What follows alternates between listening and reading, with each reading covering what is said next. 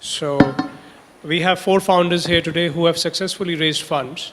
And I come from a background of private equity, so I have bribed these guys to say good things about the fund. So you'll hopefully get to hear that as well. So why don't we start, let's start with you, Samar. And if you could just take maybe a couple of minutes, give a quick background about your business, what got you into the business, and then we will get to the aspects of fundraising and so on. Hi guys, so I run a business called Jugnoo. So Jugnoo is a hyper-local commerce player, and so what we do is we aggregate auto rickshaw drivers, and you can hail a auto rickshaw on your app, and these drivers also do deliveries. So I think we got into this space really because if you see around yourself, auto drivers are generally like sitting idle, right? And 70% of the time, any given auto driver is sitting idle, and there are 5 million auto drivers in the country. So it's a big opportunity, and there's a big potential for disruption, and that's why we got into it. And it's actually playing out that way also. So we have been able to increase the efficiency by almost 1.5 times.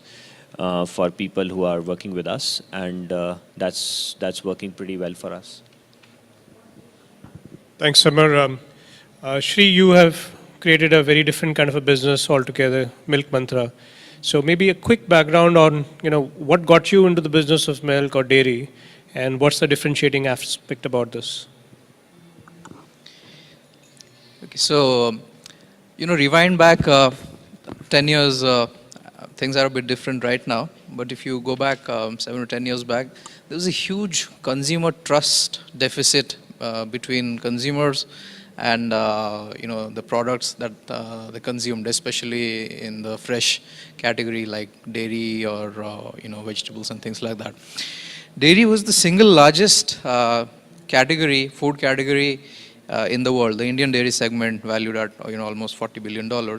And in spite of the size, in spite of the huge affinity for dairy, there was huge amounts of trust deficit.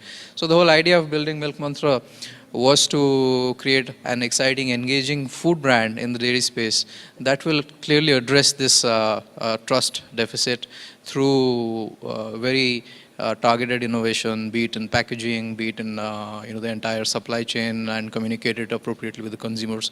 So that's how Milk Mantra was born around 7 years back. Thanks, Shri. Saurabh, you're in the business of medicine, one of the most complex businesses to kind of break in. Your view in terms of what got you there, and what's the differentiating aspect about your business? So, basically Lybrate is a platform wherein you could, talk to a doctor online. And the number one, thing is when we are already sick, there's a lot of friction to be able to, go and see a doctor. So 30 minutes or a 10 minutes doctor visit is a 2-hour affair. You'll leave work early, you'll have to get stuck in a traffic jam, appointment, no appointment, you still have to wait at doctor's clinic, and then the doctor will see you for 5 minutes, and then the same thing goes back.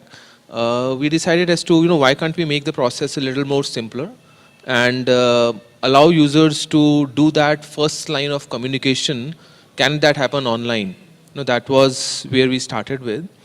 And once we did that, we realized that digitally health is a very boring subject.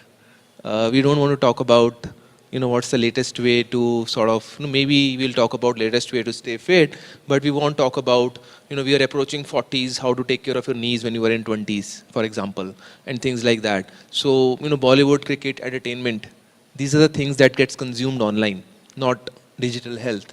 So we decided as to how we could make healthcare interesting, and how can we, if possible, get users to consume health content online. And that's where we started bringing in a lot of elements from companies like Facebook and others who have really built an engagement platform. And that's what we do. We make healthcare, we try to make healthcare interesting online.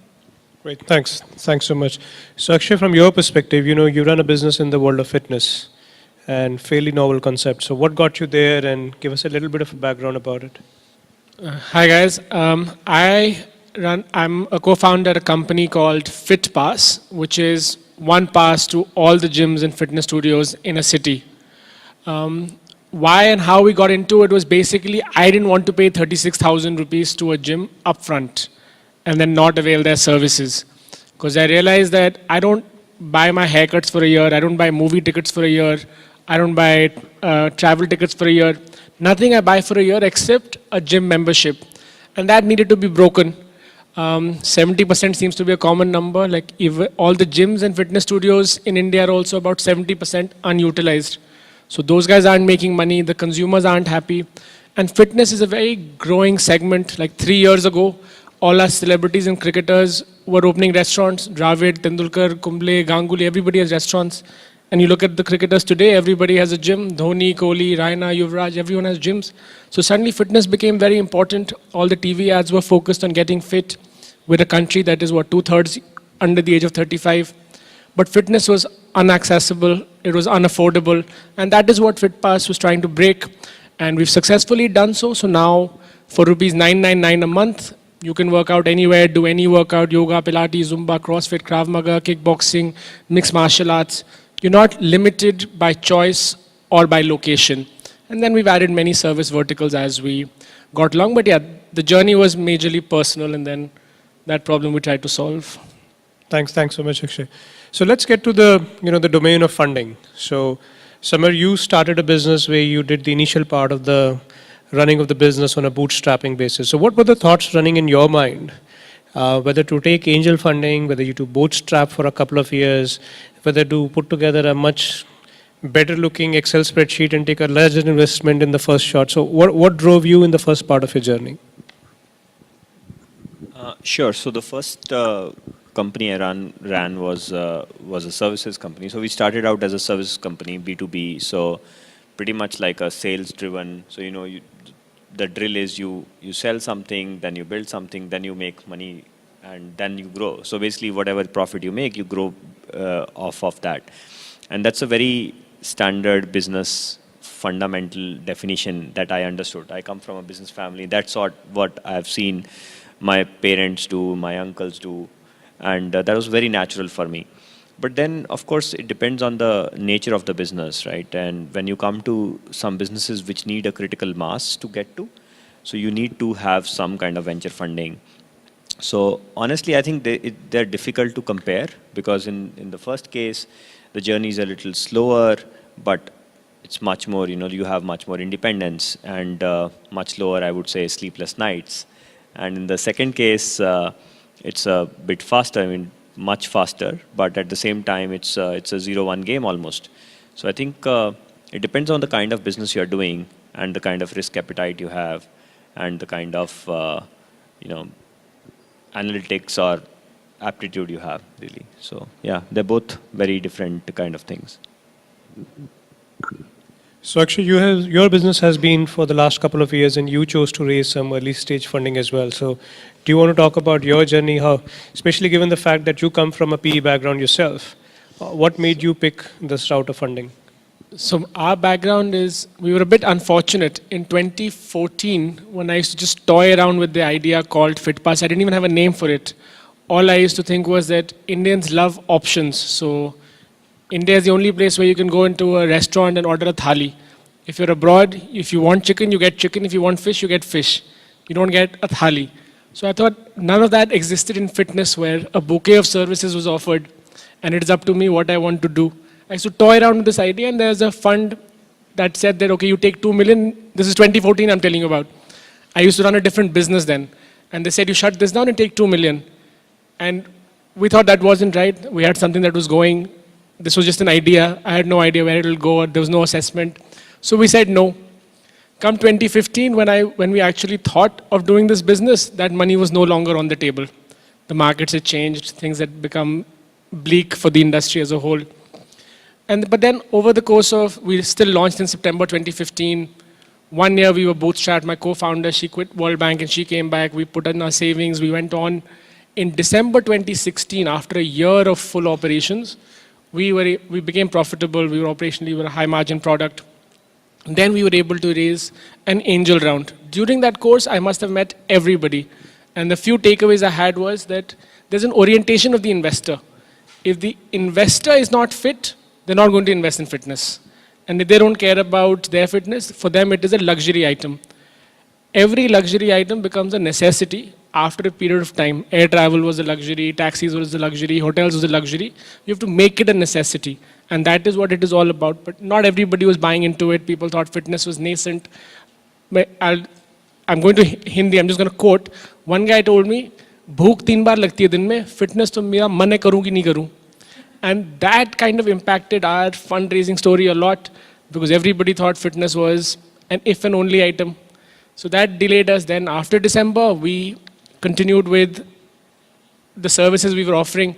And Mr. Abhinav Bindra, who's India's only Olympic gold medalist, individual gold medalist, he was a user. We have many celebrity users.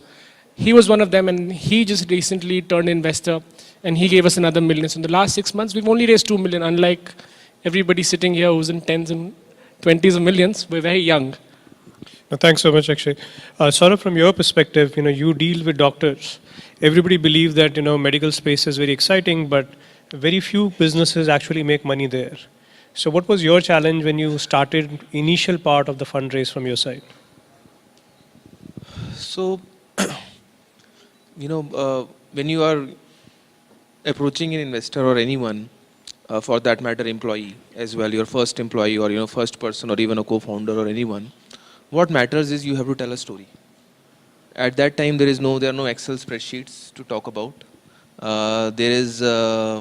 You have some idea, you have some website up and running or some app or something.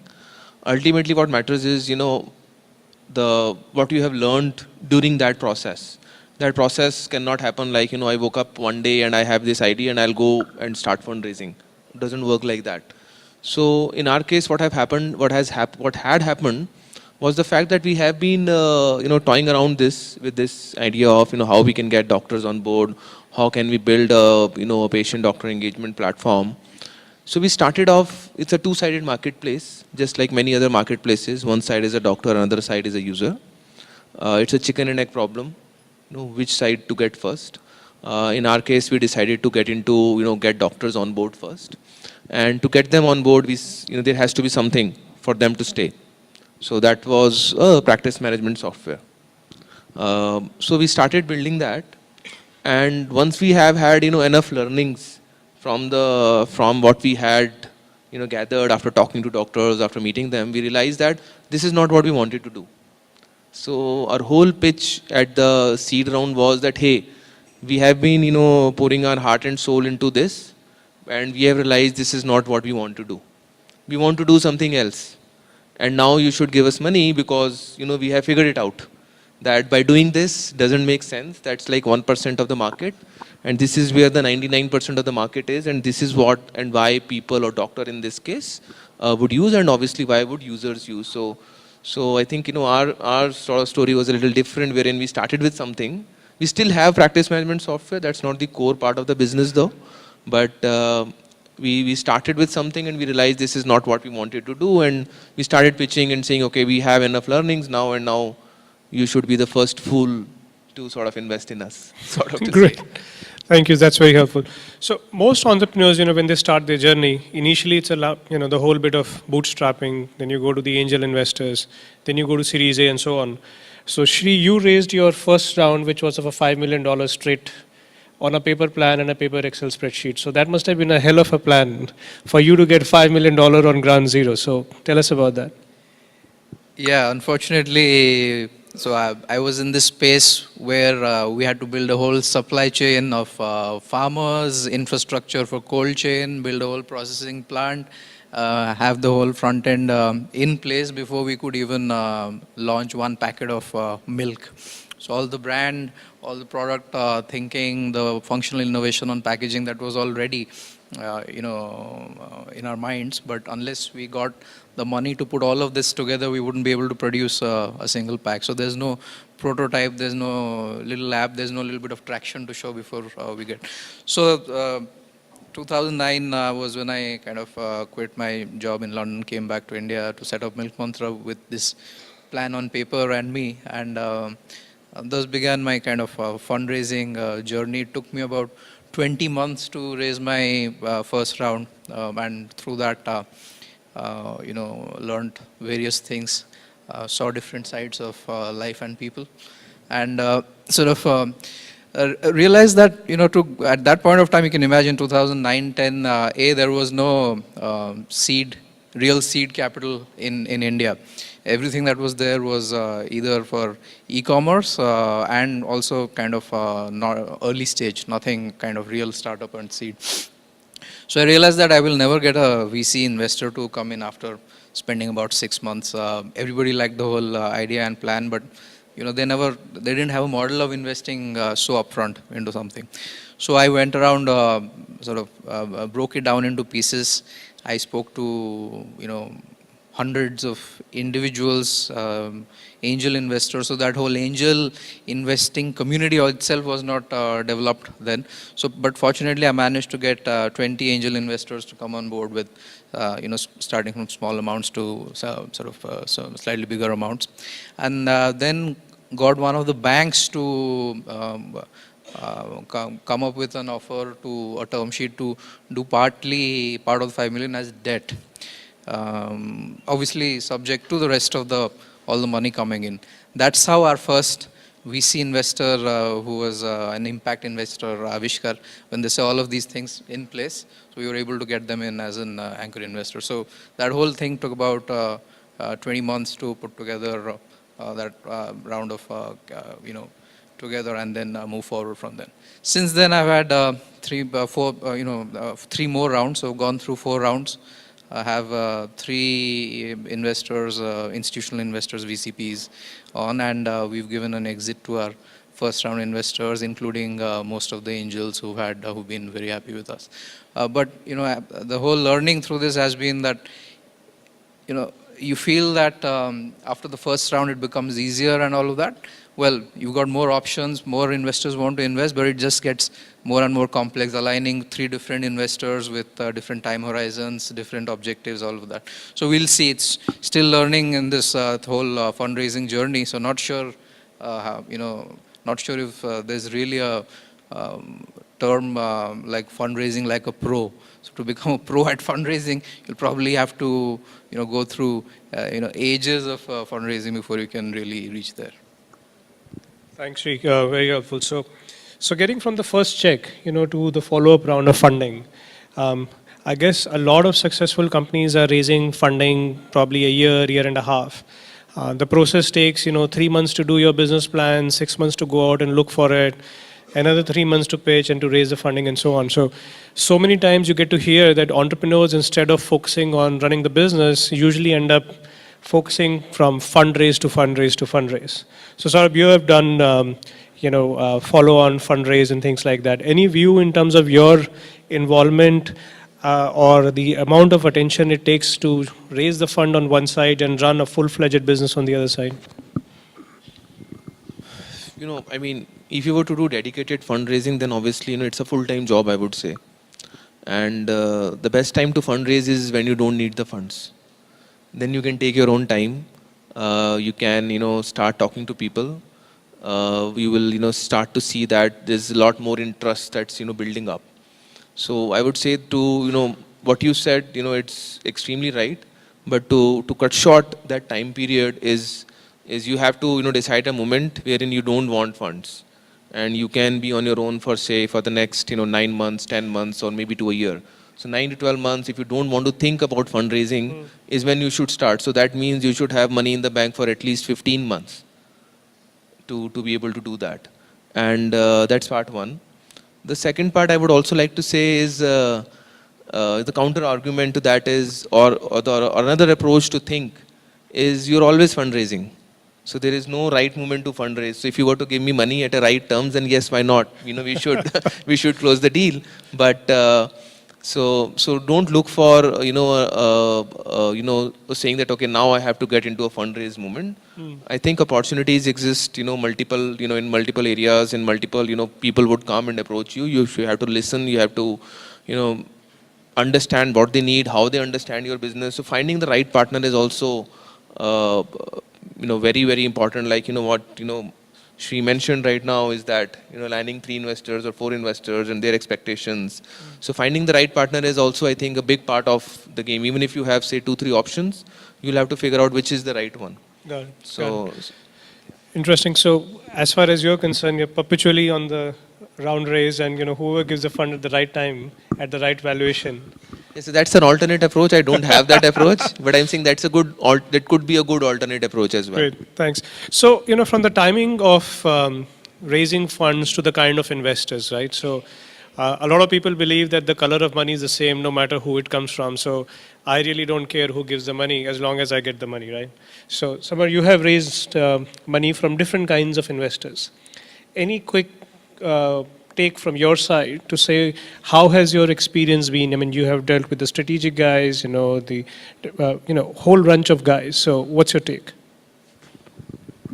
Sure. I think, money is money at the end of the day. But at the same time, I think there are, strings attached and there are certain expectations. So we have, so our angel round was like, I think 20, 30 people, right? So fairly like pretty, so we were like a dead fish, nobody wanted to touch us. So I had to like pretty much hustle and fill the round. And but in the hindsight, they're all very, very good angel investors. And so then the next round was from family house, family office, which was pure financial money, and finally the last round was strategic investment. So I think the difference is obviously with strategic investments, you have to be very clear about expectations because there are going to be expectations apart from just financial returns, and that is critical because at some point your business goals may diverge from the strategic investors' business goals, and relationships can change. So I think it's important to be very, very clear upfront, and also from an investor's perspective, I think relationship has to be very strong. So even if businesses diverge, you should still be able to have a good relationship, coexist, and work together. Because no matter if you are going to be a active investor in that company or not, but you're still going to be partners. So I think, but at the same time, I think strategic investors also bring a lot of value to the table because they can in some cases bring you customers, in some cases bring you marketing. You can piggyback on them to build a bigger business. So I think it's a very, very subjective thing to do. Honestly, in my opinion, if you are a fairly like strong-headed person and you know where you're going and you are clear with what you're doing, I think pure financial investors make more sense. But at the same time, I think if you are okay with a little bit of direction, and you're okay with with a little bit of help, which obviously comes with a little bit of expectations. So I think strategics are fine. So I'm personally like a more finance guy, but yeah, that's how you Got should it. choose. We are a fairly operating investor, so I know the pain. So, but actually, from your perspective, you have investor who is fairly known, established, luminary person. Do you see the value add coming in from an investor truly from a business standpoint? I have two perspectives. One, I think when money comes your way, you shouldn't say no. That is a mistake I had made already in 2014, so I wasn't going to repeat that mistake. And with Mr. Bindra coming in, it was more a validation of how our services were. He is a user who came forward and said, I would like to invest, which I don't see happening very often in the Indian industry. So that to us reflected a lot of validation, it was a morale booster for all the employees and the whole team at FITPASS, given that someone who is known to be a world-class athlete uses our services, is happy with our services. Once we saw his stats, he had renewed 6 times in the last 6 months. So that meant 100% of the time he was using us. He was working out about 10 times. He was doing different workouts. He was like the ideal customer we wanted. And then for him to step up and say, I want to invest and bring the resource network he commands, there was no reason for us to say no. Whether he will add value or not, I think time will tell us. And like Samar said, and like you said, money is money. So the funds we have and his goodwill, we will try and capitalize on as we grow. Thanks, Akshay. Shri, you are pure commercial organization for profit, and you have a mix of investors from an impact investment guy to a guy who focuses primarily on IRR, right, the returns. So what kind of discussion goes on in your room when those bunch of investors are all sitting together trying to guide you, say, go on this path? So, Well, actually, I think at the end of the day, all investors are focused on their IRR. So that's the kind of bottom line, so to say. Okay.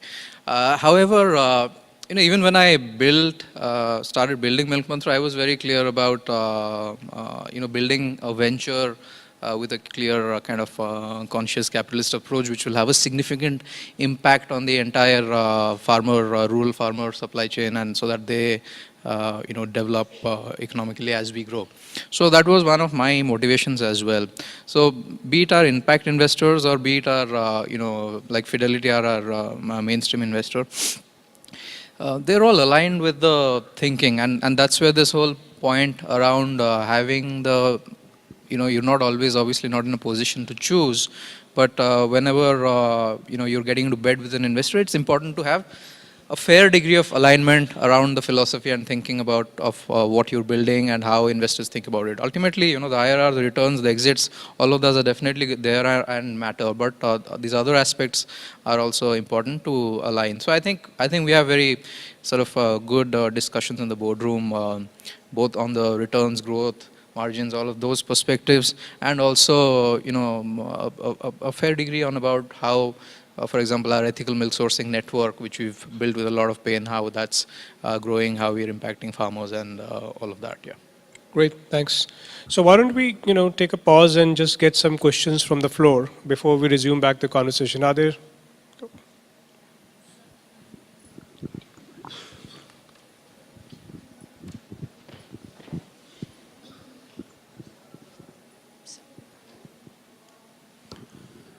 I really enjoyed the conversation.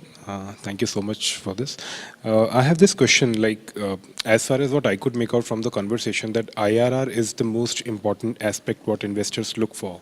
And if suppose a startup is pitching a set of investors, maybe VC or maybe angel, so is IRR most important? And if it is most important, what is the second and third top three things which they would look for in a pitch deck? That's my question. Yeah, I think IRR is very important from the investor's perspective, but as a sort of entrepreneur or a venture, you don't need to, one doesn't need to go forward and tell them this is the IRR that you're going to make. I think investors will clearly see whether the idea is credible, whether it will scale, all those usual things, and whether, the team, the founders have the execution and capability, bandwidth, all of those things will be there. I think it's something that investors will sort of judge. It's from an entrepreneur's perspective, it's important to put the big picture very clearly, and at the same time have the micro elements of the execution right up there. I think one important thing to note in this is probably around the fact that with fundraising there isn't a one size fits all approach. So the business plan may be the same, the trajectory, the outcome, everything may be the same, but to some investor, the entire work around building a brand may be very sexy. To some investor, the efficiency in the ops side may be the one that's critical. So all of this may be part of what your venture plan is, but it's important to figure out what is important for that particular investor, because and the tone, the messaging has to be a bit tailored and customized to that extent, which will ultimately sort of influence their IRR calculations. So, views from other entrepreneurs as well, just a single statement. I think, as he mentioned, I think honestly, IRR is their thing. Let them do it. And anyway, if you tell them this is the IRR you're going to make, they're not going to trust you. So I would say, just focus on your business plan and just do it right, I guess. So, yeah. We have the next question, please. Yeah, hi. So this is Manish. Hi. So the question is to the Saurabh and the gentleman from FITPASS. I'm sorry I missed your name. So basically, I just wanted to know if when you got the first round of funding, there must have been certain credentials as to how many people you got on board as customers. So because both of yours are basically primarily to a B2C kind of a scenario. So can you just share the numbers that you had, people on board using your service, as in for Lybrate and for your FITPASS? Akshay, you want to take that? Sure. When we first raised funds, we had so we got 11 investors, so 11 angels had come on board to do that first round, in which there was a bunch of angels and 2 family offices, and they constituted the round. So basically meant a lot of personal money. So coming from business backgrounds, they were very tough on us, given it was fitness and nobody knew a gym who ever made a profit. So we were a very new concept. We had about 1,000 gyms and fitness studios in our network then, which meant we had 1,000 independent decision makers who'd contractually agreed to be part of the FITPASS network. So that supply side gave us the boost in front of the investors, because that was a tough job. You had the contracts of 1,000? Yes, we had the contracts, and we had about 3,000, 3,500 paying customers at that time. So we are a 999 a month product. So we're doing fairly good revenues. And at that time, because the market was bad, we as a business, my co-founder and I, we were a very small team, 5-6 people. Now we're 25. So we were operationally profitable because we're only focused in Delhi. We're making healthy margins. So our focus was to build a business. We were always looking at making it a dividend-style business where you can make money, take home, everybody can get a profit. But now, of course, our mandate has changed a little bit. And was it only in 1 or 2 particular states, or was it across? 1 or 2, sorry? The gyms, were they located at certain locations? The states were just couples, or I mean, you were all across India? We are only in Delhi NCR even till date. Okay. We haven't ventured out to any other city. Now with the new capital, we will.